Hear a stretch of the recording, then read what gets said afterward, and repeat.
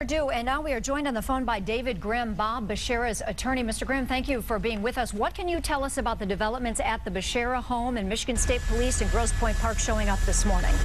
Well, all I can tell you is I received a phone call about an hour ago. My back went out, and I was my doctor's office, and his support staff indicated to me there was an important phone call. I can tell you that at the time the police raided his home, Bob Bashara was home. His mother was there. And what I think is very important to this story is that an attorney friend of his was present in the home, visiting socially, having a cup of coffee with Bob.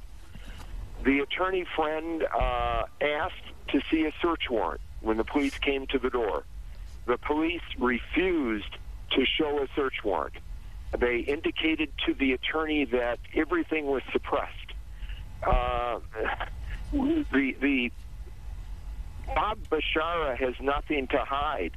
They didn't need a search warrant. He's been begging the police to interview with them again because his biggest concern is finding the killer of Jane. The police came inside again without showing a search warrant. The police herded the three of them into the family room and literally have been holding them prisoner in the family room. The attorney attempted to talk to the police and ask if he could at least observe their search. They denied him that request, and then later, when he walked out to the hallway, immediately demanded that he go back into the family room and have a seat in the family room. This case truly is the most bizarre case I've ever been involved in. We still have not obtained return from the first police search. It seems like a lot of constitutional rights are being trampled on, and I've learned today that Joe Gentz asked for an attorney when he went to the Grosse Pointe Park Police Department, was denied an attorney, and I think the police and prosecutor's office now are trying to do what I used to call when I was a kid a do-over. If you didn't, if you missed your basketball shot, you would ask for a do-over. Well, I think that's what they're doing today is a do-over. I think that first search may have been illegal.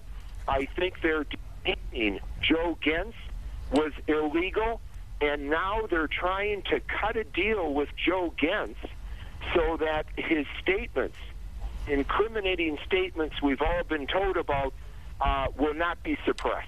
David, we're hearing one side. Obviously, we're hearing your side right now, getting information that we hadn't heard. What is it that you want to hear right now? You're representing Bob Bashara, and we understand that he is your interest, but you're, making claims, obviously, against the police department. What are you waiting for? What do you want now? I'm waiting for some fairness. I'm waiting for the police department to follow the U.S. Constitution. Aren't you a little surprised as a reporter about the way this case has been handled? Aren't you a little bit surprised about the fact that Joe Gentz was held for 3 days and gave 6 different statements? I'm looking for some fairness from the police. I'm looking for some fairness from the prosecutor's office, and I'm looking for some fairness from the media. That is all that Bob Bashara and I are asking for. Sir, is that too much to ask for? David, let me ask you what the situation is right now. We understand Bob Bashara left the home, so he wasn't kept there. What's the status, and where are you? Are you showing up at the home right now to talk to police about what you're saying is going on? Well, first of all, there's an attorney present in the home right now, and since we're on this, let's violate as many constitutional rights as we can, I asked Bob Bashara to leave the home and proceed to my office, and I'm driving there right now. There already is an attorney there at the house, for whatever good that is, when he's been sequestered in the family room and can't even walk out to the hallway. I assume, David, I'll ask you that if your client here is eventually charged in this case, that you obviously have an issue by what you're saying, that his constitutional rights have been violated, and that you would fight that any evidence gathered from the house today or in that first search that you spoke of was obtained illegally, per se, and that it couldn't be used against him. Is that right? Well, first of all, I don't think they got any evidence. I don't think they got any evidence the first time.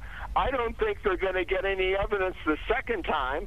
And if, in fact, they do have a search warrant, it would sure have been nice to have let that attorney know they had a search warrant. But absolutely, if they happened, and remember, that garage, for example, has been open to anyone and everyone for the past 10 days. If they happen to come up, if they happen to stumble over any evidence, most certainly we're going to seek to suppress it. I've got to let you go. I'm just about to pull into my parking garage. All right, we appreciate your time, David. Thank you for giving us your side of that story. We do appreciate it. Have a good day. Yeah, you too. Our 7 legal analyst, Tom Cran.